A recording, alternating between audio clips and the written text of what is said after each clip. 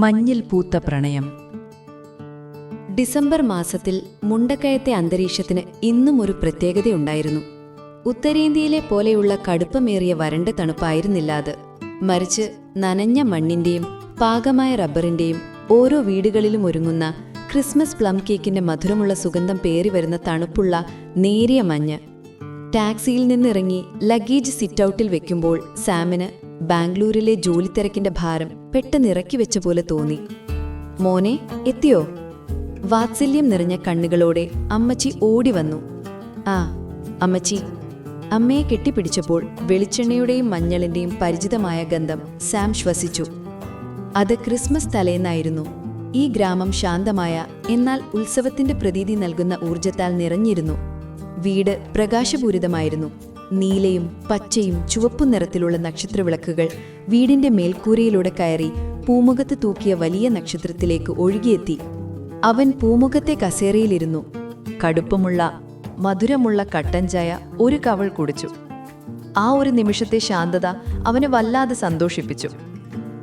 അത്താഴ വിരുന്നിന്റെ അവസാനവട്ട ഒരുക്കങ്ങളുമായി അപ്പനോ അമ്മയും അടുക്കളയിലായിരുന്നു. സന്ധ്യ ഇരുണ്ടപ്പോൾ അടുത്തുള്ള പറമ്പുകളിൽ നിന്ന് മഞ്ഞിഴഞ്ഞെത്തി.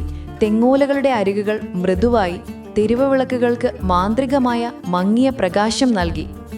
രാത്രി 8 മണിയോടെ പ്രധാന റോഡിൽ നിന്ന് ഒരു ശബ്ദം ഒഴുകി വന്നു തുടങ്ങി.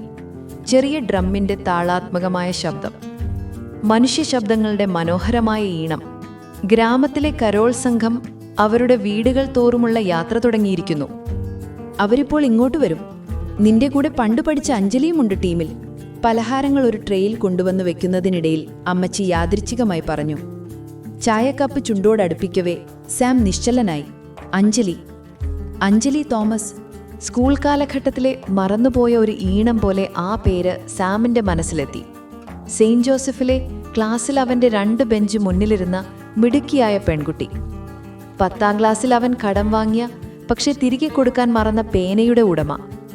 എഞ്ചിനീയറിംഗ് കോളേജിലേക്ക് പോയപ്പോൾ ഒരു വിദൂര ഊർമ്മയായി മാറിയ കൗമാരപ്രണയം. അവളെ കണ്ടിട്ട് വർഷങ്ങളായി. അവൾ ചെന്നൈയിൽ ആർക്കിടെക്ചർ പഠിക്കാൻ പോയെന്നറിഞ്ഞിരുന്നു. അവനുണ്ടായ പെട്ടെന്നുള്ള പരിഭ്രമം അവൻ തട്ടിക്കളയാൻ ശ്രമിച്ചു. അവളിപ്പോൾ ഒരു പരിചിത മുഖം മാത്രമായിരിക്കും, മറ്റൊന്നുമല്ല. കെറോൾ സംഘം അവരുടെ വീടിന്റെ മുന്നിൽ നിന്നു.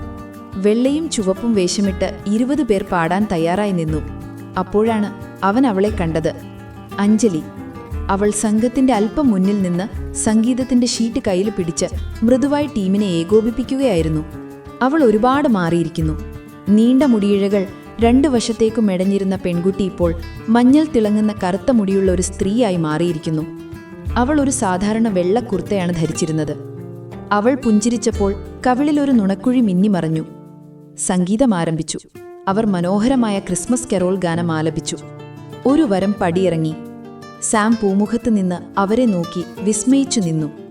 പാട്ടുകൾക്കിടയിലുള്ള ഒരു ചെറിയ ഇടവേളയിൽ, അതായത് കെറോൾ സംഘം പഴംപൊരിയും കേക്കും സ്വീകരിക്കുന്ന സമയത്ത് അഞ്ജലി തല ഉയർത്തി. അവളുടെ വിശാലമായ കണ്ണുകൾ വീടിനു മുന്നിലൂടെ പാഞ്ഞു. നേരെ സാമിലെത്തി. കയ്യിലെ പഴംപൊരി മറന്ന് അവൾ പെട്ടെന്ന് നിന്നുപോയി. പതുക്കെ ആത്മാർത്ഥമായൊരു ചിരി അവളുടെ മുഖത്ത് പരന്നു. സാം. അവളുടെ ശബ്ദം വ്യക്തമായ ആൾക്കൂട്ടത്തിനിടയിലൂടെ ഉയർന്നു കേട്ടു. സാമിന്റെ മുഖത്തേക്ക് ഒരു ചൂടിരച്ചു കയറി. അവൻ വിചിത്രമായ രീതിയിൽ കൈവീശി. അഞ്ജലി, എത്ര നാളായി നിന്നെ കണ്ടിട്ട്? അവൾ ചിരിച്ചു. ആ ശബ്ദം അവനെ ക്ലാസ് മുറിയിലേക്ക് വലിച്ചിഴച്ചു. എന്റെ ദൈവമേ, എത്ര വർഷമായി? ഒരു 12 വർഷമായി കാണില്ലേ? ഏതാണ്ട് അത്രയ്ക്കായി. പിന്നെ നിങ്ങളുടെ പാട്ട് ഗംഭീരമായിരുന്നു. ഗ്രൂപ്പ് മൊത്തത്തിൽ നന്നായിട്ടുണ്ട്. അവൾ കള്ളച്ചിരിയോടെ കണ്ണുരുട്ടി. എന്നിട്ട് അല്പം ഗൗരവത്തോടെ, സാം, നിനക്കൊരുപാട് മാറ്റം വന്നു. നിന്നെ കണ്ടപ്പോൾ ഒരു സന്തോഷം. കരോൾ സംഘം അടുത്ത വീട്ടിലേക്ക് നീങ്ങി. സാം അവരോടൊപ്പം നടന്നു. ഒടുവിൽ ഗേറ്റിന് പുറത്തേക്കിറങ്ങിയപ്പോൾ അഞ്ജലി നിന്നു. അപ്പോൾ ശരി ക്വയർ മിസ്ട്രസ്, ഇനി എപ്പോഴെങ്കിലും കാണാം. നിസ്സംഗത ഭാവിക്കാൻ ശ്രമിച്ചുകൊണ്ട് അവൻ പറഞ്ഞു. ഞാനിപ്പോൾ അവരോടുകൂടെ പോകുന്നില്ല. നീ ഇവിടെ തിരിച്ചു വന്നില്ലേ? ഒരു വെൽക്കം ഹോം വാക്ക് വേണ്ടേ? അവന്റെ ഹൃദയം അറിയാതെ ഒന്ന് പിടച്ചു. തീർച്ചയായും. മഞ്ഞുമൂടിയ ടാറിടാത്ത റോഡിലൂടെ അവർ പതുക്കെ നടന്നു തുടങ്ങി. ആദ്യം അവരൊന്നും സംസാരിച്ചില്ല. ദൂരെ എങ്ങോ മുഴങ്ങുന്ന കരോളിന്റെ അലകളിൽ ആ നിശബ്ദത ആസ്വാദ്യകരമായിരുന്നു. പിന്നെ ബാംഗ്ലൂർ? ഇടയ്ക്ക് അവൾ ചോദിച്ചു. IT അടിമ. ചെറിയ ക്യൂബിക്കിളിൽ സ്വപ്നവുമായി ജീവിക്കുന്നു. തിരക്കേറിയ ജീവിതമാണ്. ഈ മണം ശ്വസിച്ചപ്പോൾ തന്നെ എനിക്ക് ജോലി ഉപേക്ഷിച്ച് നാട്ടിലേക്ക് വരണമെന്ന് തോന്നി, ഒരു നീണ്ട അവധിക്കെങ്കിലും. പിന്നെ ചെന്നൈയിലെ ആർക്കിടെക്ചറോ? അവൻ തിരിച്ചു ചോദിച്ചു. അതുപോലെ തന്നെ. ഒരു വലിയ പ്രോജക്റ്റ് ഇപ്പോൾ പൂർത്തിയാക്കി ഞാനും ഒരു ഇടവേള എടുക്കുകയാണ്. ക്രിസ്മസിന് വീട്ടിലെത്തുന്നത് ഒരു നല്ല ഐഡിയ ആയിട്ട് തോന്നി. ഈ കരോൾ ഗ്രൂപ്പിന്റെ ഭാഗമായതുപോലും ഒന്ന് റിലാക്സ് ചെയ്യാൻ വേണ്ടിയിട്ടാണ്. അവൾ അടുത്തുള്ള മാവിന്റെ ചുവട്ടിൽ നിന്നു. ദൂരെയുള്ള നക്ഷത്രവിളക്കിന്റെ വെളിച്ചം അവളുടെ മുടിക്ക് തിളക്കം നൽകി. 9ാം ക്ലാസ്സിൽ എന്റെ കണക്ക് പുസ്തകം കളഞ്ഞുപോയതും നീ നിന്റെ പുസ്തകം എനിക്ക് തന്നതും ഓർമ്മയുണ്ടോ? നിനക്ക് ആ ചീത്തപ്പേരുകാരനായ ജോജോയുടെ കൂടെ ഒരാഴ്ച ഇരിക്കേണ്ടി വന്നതും? അവൾ ചിരിച്ചുകൊണ്ട് ഓർമ്മിപ്പിച്ചു. എന്നിട്ട് ഒരാഴ്ചത്തേക്ക് അച്ചായന്റെ കടയിൽ നിന്ന് നീ എനിക്ക് സർബത്ത് വാങ്ങി തന്നു. അതായിരുന്നു എന്റെ പ്രതിഫലം. അവൻ മറുപടി പറഞ്ഞു. ഗൃഹാതുരത്വം അവനെ പൊതിഞ്ഞു. അതെ, നമ്മൾ എത്ര വിഡ്ഢികളായിരുന്നു.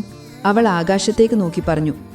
ഗ്രാമത്തിന് പുറത്തുള്ള ജീവിതം ഈ ചെറിയ മനോഹരമായ കാര്യങ്ങൾ മറക്കാൻ നമ്മളെ പഠിപ്പിക്കും. പക്ഷെ തിരിച്ചു വരുമ്പോൾ അതൊരു നല്ല സിനിമ വീണ്ടും തുടങ്ങുന്നതുപോലെയാണ്. ഞാൻ സമ്മതിക്കുന്നു, സാം പതുക്കെ പറഞ്ഞു. അവനൊരു ദീർഘശ്വാസമെടുത്തു. ഞാൻ എത്രനാൾ ഇവിടെ ഉണ്ടാകുമെന്നറിയില്ല അഞ്ജലി, പക്ഷെ ഈ മാസം മുഴുവൻ ഞാനിവിടെ ഉണ്ടാകും, ഒരുപക്ഷെ അതിലും കൂടുതൽ. ഗ്രാമപാത ഹൈവേയുമായി ചേർന്നെടുത്ത് അവരെത്തി. മഞ്ഞിപ്പോൾ കട്ടിയായിരുന്നു. അവരുടെ കണങ്കാലുകളെ ചുറ്റും ചുറ്റിക്കറങ്ങുന്നു. അവർക്ക് ചുറ്റും ഒരു അടുപ്പമുള്ള മൃദുലമായ കുമിള സൃഷ്ടിച്ചു. സമയം ഒരുപാടായി. അവരിപ്പോൾ ഒരുപാട് വീടുകൾ കവർ ചെയ്തിട്ടുണ്ടാവും. ഞാൻ പോയിക്കോട്ടെ? വാച്ചിലേക്ക് നോക്കിക്കൊണ്ട് അഞ്ജലി പറഞ്ഞു.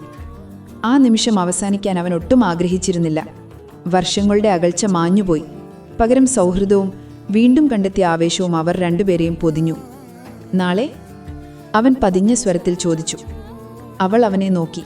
അവളുടെ കണ്ണുകളിൽ ക്രിസ്മസ് ലൈറ്റുകളുടെ മങ്ങിയ പ്രകാശം പ്രതിഫലിച്ചു. നാളെ വീണ്ടും കാണാമോ? അവൾ ഒരു നിമിഷം നിർത്തി. കാണാം. നമ്മൾ കാണാതിരുന്ന 12 വർഷത്തെ മുഴുവൻ വിശേഷങ്ങളും എനിക്ക് കേൾക്കണം. സാമിന്റെ കണ്ണുകൾ വിടർന്നു. Deal. Merry Christmas Anjali. Merry Christmas Sam. അവൾ തിരിഞ്ഞു നടന്നു. അവളുടെ നിഴൽ കട്ടിയുള്ള മഞ്ഞിന്റെ പുതപ്പിൽ പെട്ടെന്ന് ലയിച്ചുപോയി. സാം ഏറെ നേരം അവിടെ നിന്നു. തണുത്ത കാറ്റവനെ തഴകി കടന്നുപോയി. ദൂരെയുള്ള കരോൾ പാർട്ടിയുടെ ശബ്ദം അവന്റെ കാതുകളിൽ മുഴങ്ങി. അവൻ ക്രിസ്മസ് ആഘോഷിക്കാനാണ് വീട്ടിൽ വന്നത്, എങ്കിലും ഇപ്പോൾ അത് മറ്റൊരാൾക്കു കൂടെ വേണ്ടിയായി.